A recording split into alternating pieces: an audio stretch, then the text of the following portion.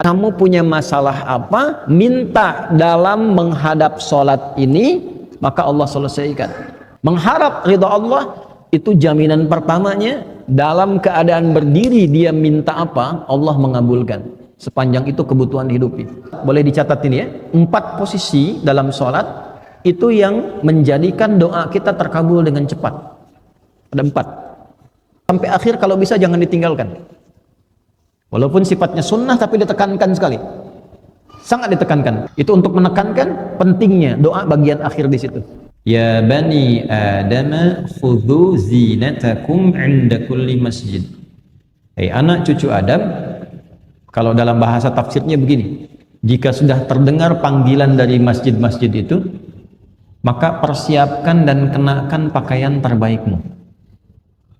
Nah, jadi kalau mau sholat jangan sekadarnya berpakaian. Cari pakaian-pakaian yang menurut kita paling pantas menghadap Allah. Ilustrasinya begini, walaysa kamitslihi syai'. Antum akan menghadap pada pimpinan di kantor. Panggilan khusus, yang panggilan itu boleh menyampaikan keperluan Anda. Pimpinan tertinggi. Pasti akan cari pakaian yang dirasa pantas kan?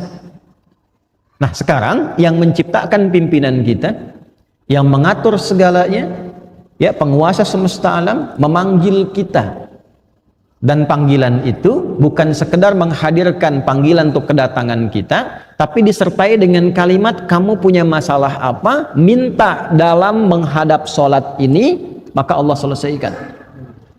Karena itu panggilan pertama sholat dalam Al-Quran yang jenisnya bentuk sholat berupa panggilan itu di Al-Baqarah ayat 45, kalimatnya wasta'inu bis-sabri was-salah. Dan jika Anda punya persoalan dalam kehidupan, terima dulu dengan sabar, lalu datang kepada Allah minta solusi lewat sholat. Jadi begitu kita katakan ya, dalam sholat itu kan diperintahkan oleh Allah wasta'inu, minta solusi. Kita rubah kalimat itu dalam bentuk permohonan. Allah perintahkan sholat, ya di situ kita menyembah Allah, maka kita katakan iyyaka na'budu. Ya Allah, engkau perintahkan aku sholat untuk menyembahmu, aku lakukan sekarang. Dan engkau perintahkan aku minta solusi dari persoalanku, sekarang aku mohon kepadamu. Bentuk perintahnya wasta'inu, bentuk permohonannya rubah ke mudhari, nasta'in. Maka kita ucapkan iyyaka na'budu wa Nah di hadis qudsinya riwayat sahabat Abu Hurairah, Allah menjawab demikian, wa idza qala al-'abdu iyyaka na'budu wa iyyaka nasta'in qala Allahu 'azza wa jalla hadza baini wa baina 'abdi wa li 'abdi ma sa'al. Kalau sampai kita kebacaan itu mengucapkan iyyaka na'budu wa iyyaka nasta'in, maka Allah langsung menjawab. Lihat kalimatnya di hadis qudsi, ini perjanjian antara aku dengan hambaku. Kalau hambaku benar menunaikan sholat sampai kalimat ini, maka apapun yang dia minta aku kabulkan saat ini. Nah, jadi nanti ada 4 keadaan dalam sholat, boleh dicatat ini ya. 4 posisi dalam sholat itu yang menjadikan doa kita terkabul dengan cepat. Ada 4.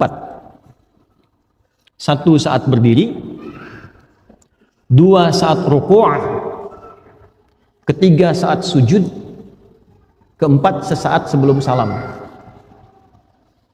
Yang doa Allahumma inni a'udzubika min adzabi jahannam itu kan sampai akhir min syarri fitnatil masiihid dajjal. Itu sampai akhir kalau bisa jangan ditinggalkan. Walaupun sifatnya sunnah tapi ditekankan sekali. Sangat ditekankan. Para ulama bahkan memberikan pesan kepada murid-murid, pada kerabat, pada anaknya. Bahkan ada sebagian ulama yang ketat ketika melihat ada dan mendengar satu koleganya tidak membaca itu, dia minta mengulang sholatnya. Ya, itu untuk menekankan pentingnya doa bagian akhir di situ. Ya, riwayatnya apakah sunnah atau fardu, nah itu tidak sampai informasinya, tapi dia minta mengulang untuk menekankan saking pentingnya doa di akhir itu.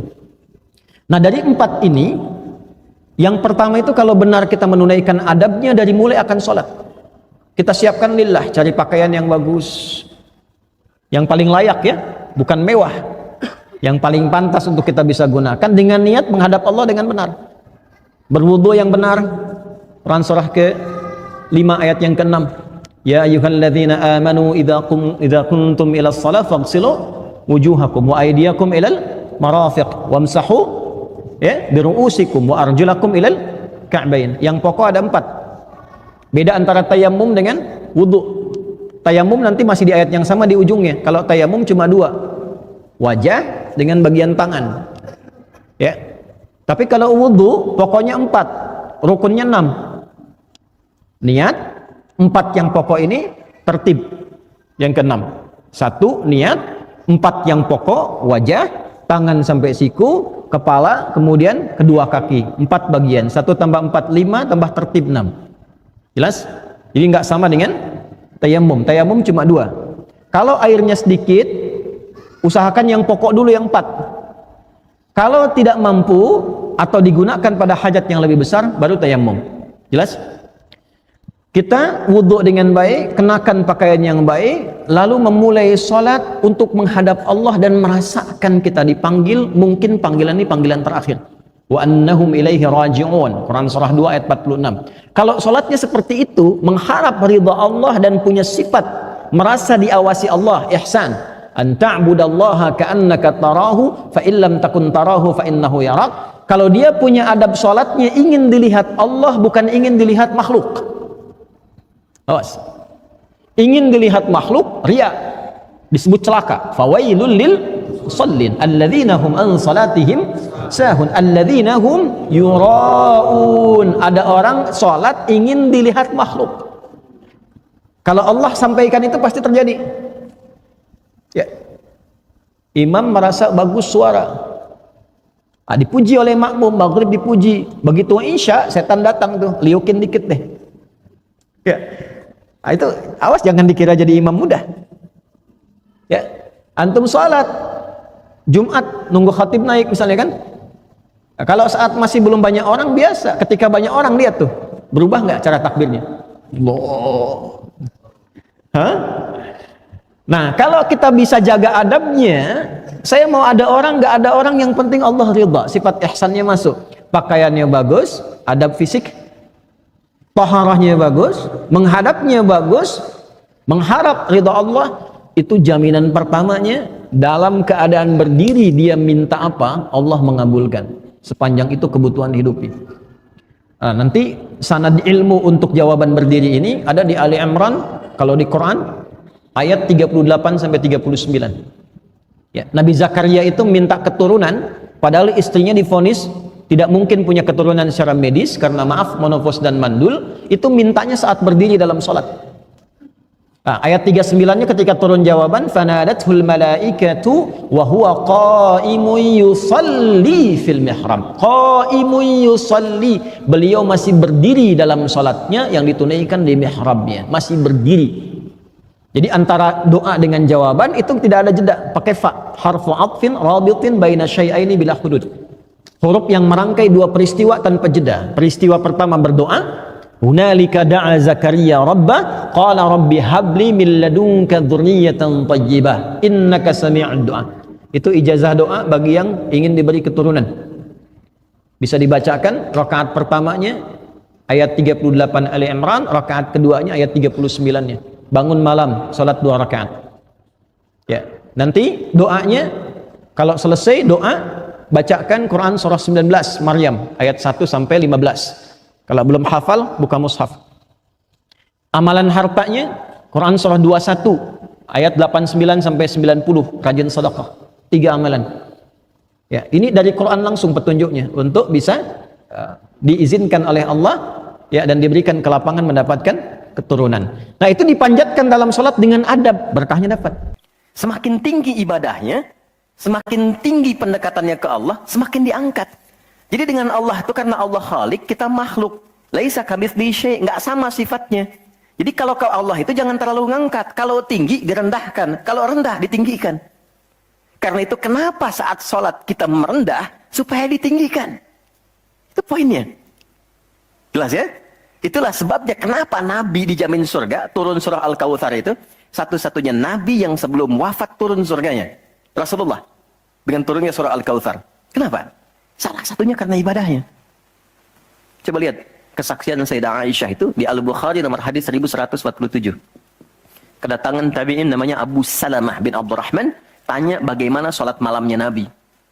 Sampaikan Allah Subhanahu wa taala berfirman dalam hadis qudsi, aku bagi salat menjadi dua bagian antara aku dengan hambaku. Kalau hambaku benar mengerjakan bagiannya, maka apapun yang dia minta aku akan kabulkan. Idza qala al-'abdu alhamdulillahi rabbil alamin, qala Allah azza wa jalla hamadani 'abdi. Kalau hamba memulai membaca alhamdulillah rabbil alamin, maka aku jawab. Ingat ya, kalimat Al-Fatihah itu dijawab oleh Allah. Bacaan Al-Fatihah dijawab. Karena itu perbaiki bacaannya. Belajar dengan betul dan rasakan bahwa kita diawasi. Itu ihsan namanya. Anta'budallaha ka'annaka tarah fa illam takun tarah fa innahu yarak. Jadi salat yang bagus itu salat yang merasa Allah melihat, diawasi. Sehingga karena merasa diawasi, kita perbaiki bacaan kita supaya benar. Malu di hadapan Allah bacaan enggak bagus. Allah jawab, hambaku sedang memujiku. Wa idza qala al-'abdu alhamdulillahi rabbil alamin, qala Allah azza wa jalla athna 'alayya 'abdi. Ketika hamba sampai ke kalimat Ar-Rahmanir Rahim, Allah menjawab, hambaku sedang menyanjungku. Wa idza qala al-'abdu maliki yaumiddin, ketika hamba sampai pada kalimat maliki yaumiddin, Allah menjawab, majjadani 'abdi, hambaku sedang mengagungkanku. Wa idza qala al-'abdu, ini poinnya, iyyaka na'budu wa iyyaka nasta'in, ketika hamba sampai ke kalimat, ya Allah, kau perintahkan aku ibadah, sekarang aku salat hanya untukmu. Dan kau perintahkan aku memohon kepadamu, sekarang aku minta hanya padamu. Karena prinsip salat ketika diperintahkan itu senafas dengan permohonan solusi.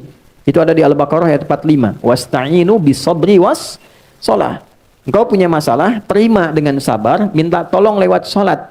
Lalu kita katakan, iyyaka na'budu, engkau perintahkan aku salat, sekarang aku salat padamu ya Allah. Ya, ibadah itu na'bud itu salat maksudnya. Itu maksudnya Quran surah 20 ayat 14. Innani anallahu la ilaha illa ana fa'budni wa aqimis salata li dzikri. Wa iyyaka nasta'in, engkau perintahkan aku minta tolong, sekarang aku punya masalah ya Allah, kepadamu aku mohon. Nah, ini sertakan dalam hati kita. Begitu sampai ke kalimat wa iyyaka nasta'in, sertakan di hati kita karena waktunya terbatas. Ya. Nanti langsung ditunjukkan oleh Allah dalam kalimat ihdinas siratal mustaqim. Digabungkan semua masalah kita di satu ayat. Siratal ladzina an'amta 'alaihim ghairil maghdubi 'alaihim walad dhalin. Nah, kalau kita sertakan dengan kalimat itu hajat kita di situ dan Allah Maha tahu dengan keadaan hati kita seketika. Ya.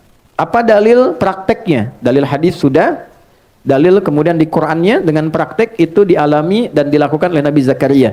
Di Quran surah ketiga Ali Imran ayat 38 sampai dengan ayat ke-39. Okay? Nabi Zakaria bermohon dalam salat, dalam berdiri. Hunalika da'a Zakaria rabbah qala rabbi habli min ladunka dzurriyyatan thayyibah innaka sami'ud du'a. Di mihrabnya Maryam, Nabi Zakaria berdoa dalam salatnya. Beliau minta, ya Allah, manusia menghukumi aku tak mungkin punya keturunan. Maka aku mohon kepadamu dari yang tidak punya batas dalam pemberian. Aku mohon padamu saja. Engkau pasti mendengar doaku. Kalau pada yang maha mendengar tidak terkabul juga, mohon tunjukkan padaku saat ini dengan cara apa lagi aku mesti memohon kepadamu. Fanadathul malaikatu wa huwa qa'imun yusalli fil mihrab. Maka setelah doa itu disampaikan, salatnya belum selesai. Langsung malaikat turun menyampaikan, Allah mengabulkan doamu, sedangkan beliau masih berdiri dalam salatnya. Itu poinnya, berdiri dalam salat. Oke, annallaha yubashshiruka bi Yahya. Allah kasih kabar gembira engkau akan punya anak namanya langsung dari Allah, Yahya. Jadi Yahya itu nama langsung dari Allah. Ya, artinya hidup. Yang mustahil menurut manusia, ada bayi yang lahir hidup dari rahim perempuan yang divonis monopos dan mandul, maaf, bagi Allah tidak ada yang mustahil, lahir dan hidup dia. Kedua, saat ruku'. Jadi satu, berdiri. Dua, saat ruku'. Wa aqimus salata wa atuz zakata wa raka'u ma'ar raki'in. Al-Baqarah ayat ke-43. Itu sudah saya jelaskan. Yang ketiga, saat sujud. Tadi sudah kita uraikan. Yang keempat, sesaat sebelum salam. Di bagian doa terakhir. Nanti kita detilkan. Allahumma inni a'udzubika min adzabi jahannam wa min adzabil qabri wa min fitnatil mahya wal mamati wa min syarri fitnatil masiih dajjal. Setelah itu isi dengan doa sebelum salam. Isi dengan doa. Ya, hadirkan, itu cepat terkabul. Bahkan nanti kita detilkan saat akan salam kan baru sujud ya, berduduk dan baru sujud. Kalau langsung salam kan batal salatnya. Jadi kita tahiyat dulu, di akhir ada rahasia besar. Saking besarnya rahasia ini sampai-sampai ada seorang ulama minta anaknya mengulang sholatnya karena lupa membaca doa bagian akhir ini. Nah, bagaimana kisah dan turunannya? Nah, pertemuan berikutnya nanti saat masuk. Ini kan masih gambar dulu. Jadi itu 4 bagian.